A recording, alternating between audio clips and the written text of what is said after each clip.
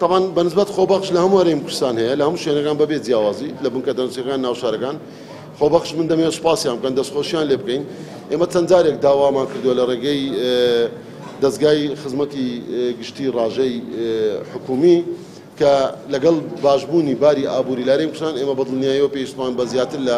4000 کارمەندی تەندروستیە بۆ هەموو ئەو نەخۆشخانانەی نوێ دروستکرایە فراوان کرایە ئەمڕۆ دوو شوێنمان کردوتەوە بینیتان هەردوو شوێن فراوان کراوەتە عدەدی سعاف زیاد دەکرێت عدەدی دەرچوون پێویستی بە ستافی زیاترە ئێمە بەڵێن دەدەین کە خۆبەخش بە پێوەری ئێمە لە پێشینە دەبێت نەخۆشخانەی 209 قەرێلەیی لە ڕانیە ئەم نەخۆشخانەی لە کاتی خۆیدا سەرپەرشتی کراوە لەلایەن وەزارەتی ئاودانکردنەوە و تا ئێستاش تەنها نوێنە لە وەزارەتی تەندروستی لە لیژنەی سەرپەرشتیاریە و ئەم نەخۆشخانەیە وەکو پرۆژە لە دەست وەزارەتی تەندروستی نەبووە بەڵام ئێمە هەردەم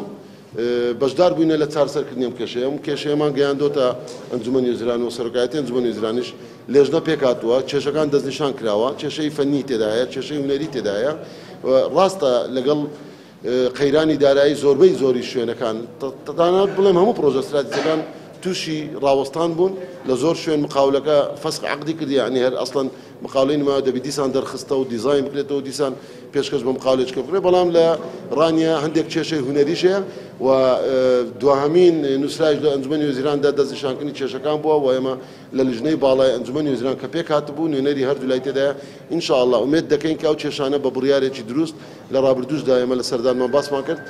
یەکلا ببتەوە کێشەکان بۆی لەگەڵ باشبوون و یان تەنانەت داخلکردنی ئەم پرۆژەیە وەکو پرۆژەیەکی پلان لە بودجەی حکوومەتی هەرێمی کوردستان لە ساڵی ئایندا بکەوێتەوە سەرپێ و دڵنیام ئیدارەی سەربەخۆی ڕاپەڕینیش بە پەرۆشەوە بۆم پرۆژەیە ومێدەوارین کام پرۆژەیە لە کاتێکی گونجاو